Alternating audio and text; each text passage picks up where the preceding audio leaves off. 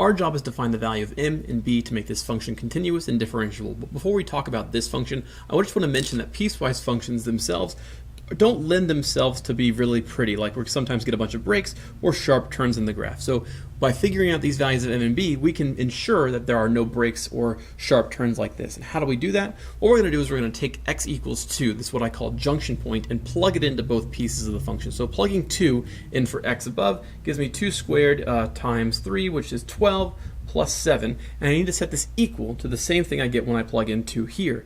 2 times m is 2m plus b, and now we have one equation that has two variables, m and b, and we need another equation. So where does that second equation come from? It comes from the derivative. So I need to take the derivative of this expression and set them equal to each other at the junction point. What is the derivative of 3x squared plus 7? That would just be 6x. We bring the power down in front as a coefficient, multiply by the 3 that's already there, it gives me 6x, and reduce the power by 1. And the derivative of 7 is just a constant, so it just goes away. How about the derivative of mx plus b? Well, keep in mind that m and b are constants. This m is being attached to the x, so when I take its derivative, I just get m. And the value of b is all by itself. It's a constant that's all by itself, so it goes away. Its derivative is 0, just the same way that the 7 went away because its derivative is 0.